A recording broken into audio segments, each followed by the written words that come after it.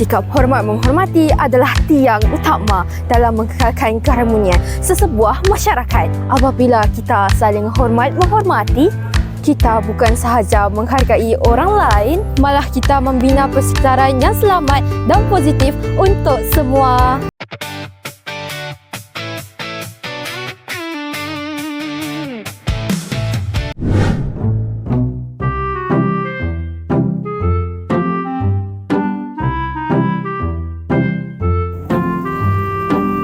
Ni kasut Kelly kan? Apa kata kita sorokkan kasut dia? Nak tak?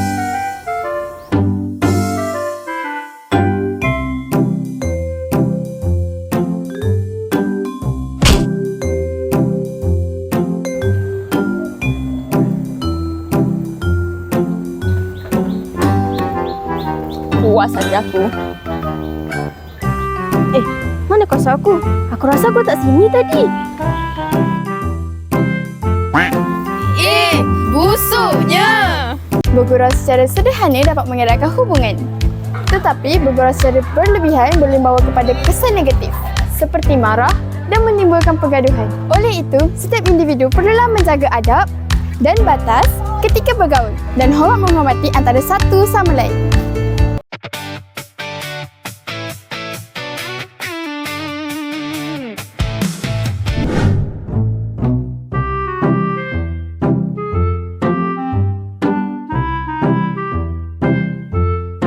Weh, kau faham tak apa yang cikgu ajar tadi? Entahlah weh, aku pun tak tahu apa yang aku belajar tadi. Ish, kau ni tak baik ah. Kesian makcik cleaner tu. Kan tu tugas makcik cleaner. Biar.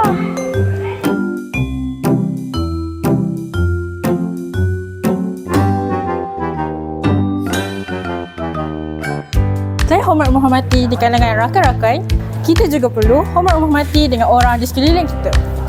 Ianya seperti guru, petugas kebersihan dan pengawal keselamatan.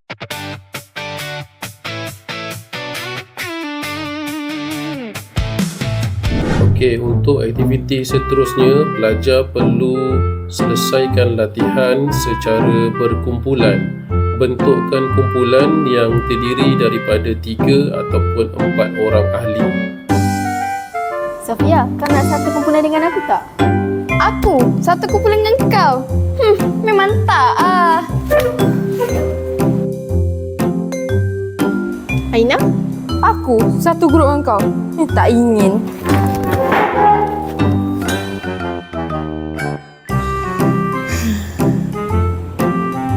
Dalam masyarakat Malaysia yang berbilang kaum, agama dan budaya, perbezaan pendapat memang tidak dapat dielakkan. Sikap hormat menghormati inilah yang akan menjadi jambatan bagi menyatukan semua perbezaan ini.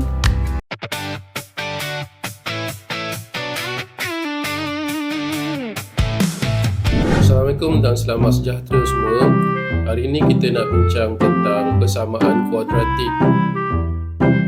Minta semua pelajar salin definisi bagi suatu persamaan kuadratik. Sabrina, Syakila, kenapa tak salin lagi?